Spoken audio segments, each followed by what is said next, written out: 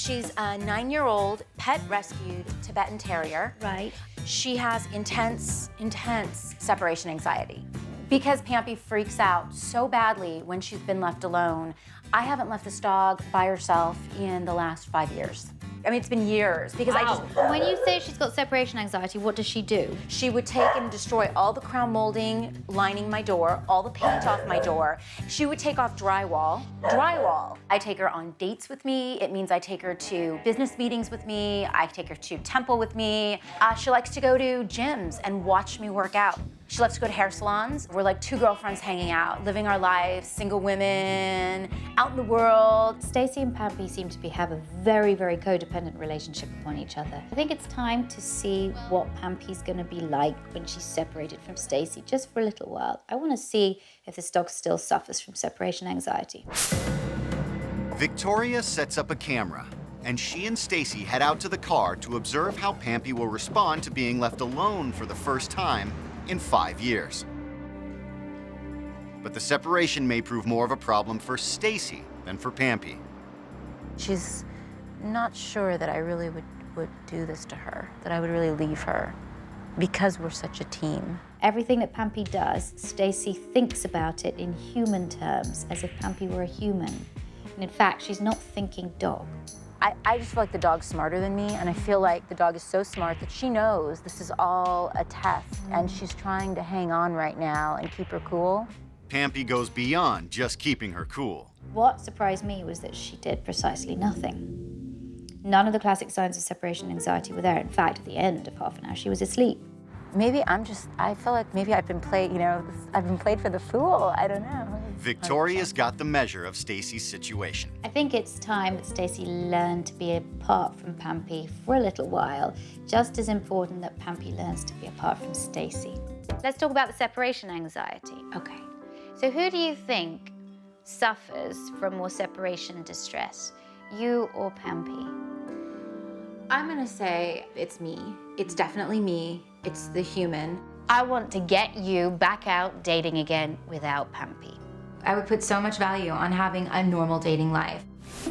I want to set up what you can do inside the house to help your leaving be better. Okay. And it's called independence training. Oh. Does she know the word stay? Does she know the word wait? She does. And the fact that she already knows it is great, because that means we can just carry on to the next level. Right. So let's just start with the first thing. Come on, Baba. Here, sit. Good girl. Stay. Good girl. Stay. Now, there's a difference, like this, and then backing away from her, turning your body and taking your eye line away. She's much more into following. Now, the reason why she's not following me is because she's not attached to me, but when you do this, she's more likely to follow you, okay? Okay. All right, so I just want you to do exactly what I've done. Okay. Pampy, stay. Okay? Sure enough, when Stacy takes over, Pampy loses focus. I've noticed this a lot with her, that she listens to you, but then sort of goes, yeah.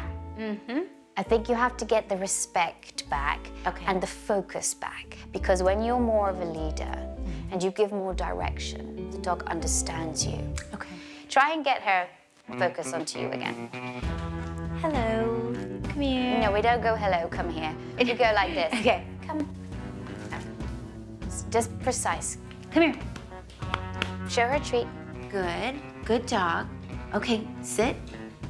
Good dog. Stay. Good. Now come back in. Okay. Don't give her the opportunity to go. Reward her immediately. Good dog. Good dog. Stay.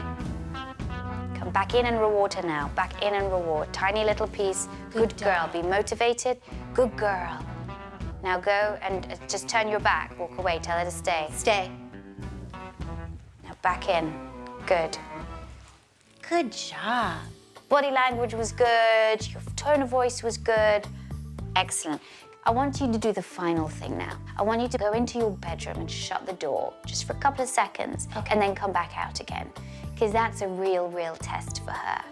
can she be separated from you behind a door and still stay in one place? Okay. All right, go for it. Stay. Stay.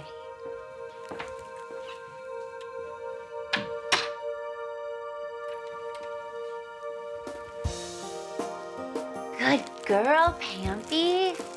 Wow. There, lovely. Later that evening, Victoria has Stacy's mom over to take the independence training one step further. It's great to leave your dog with something to do because separation anxiety manifests itself most of the time within the first half an hour that a person goes out. And that's why I bought this. This is just a small example of a toy that can be stuffed with nice food that can keep a dog's mind occupied when you are in that act of leaving. So what I also want you to do now is I want you to leave with your mum.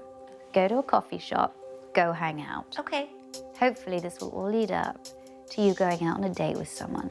So before you leave, I just want you to give Pampy this toy and then just walk out the door. Okay. Okay? All right. That's for you. And go.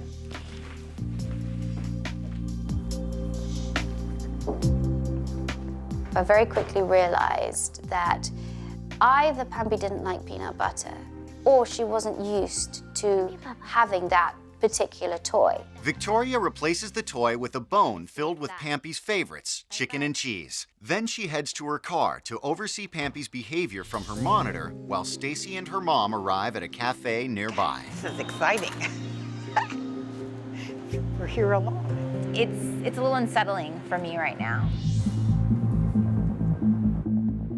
Pampy hasn't touched the bone. She loves what is in that bone, but she's not eating it, and dogs that do feel distress when separated can't eat. If we could just take this for me to the next level and I could go out on a date and my date and I don't have to worry about checking back in with Pampy in 30 minutes, an hour. Like we could go through a whole evening, start to finish, no dog free. And then we could go on a double date. Yeah, cheers! Cheers to double dating.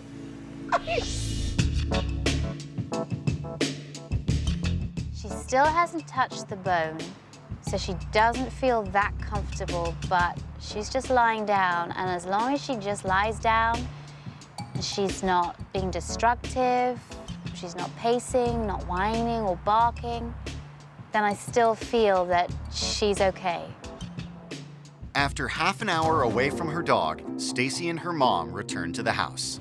When you go in, again, make it no big deal, okay? deal. And all she's been doing is literally standing up a little bit, then sitting down, then lying down. That's it. For a dog that hasn't been left alone in 5 years, a 30-minute solo is a big accomplishment. First of all, she's not showing severe stress, but she's not comfortable enough to eat. Anyway, you can go out quite happily for half an hour at this moment. That's the progress we've made. That's the progress. Later that night, Stacy gets a little separation from Pampy as she and her mother pamper themselves at the nail salon. But she's forgotten one important step. And then you give her the bone with the cheese and all that stuff in it that's supposed to keep her busy. Oh my God, I forgot to give her that. Oh, Stacy. So she's there without anything to occupy her. This could be trouble. But despite Stacy's slip-up, she and her mother return home nearly an hour later and find Pampy perfectly happy. Everything looks like the way that we left it.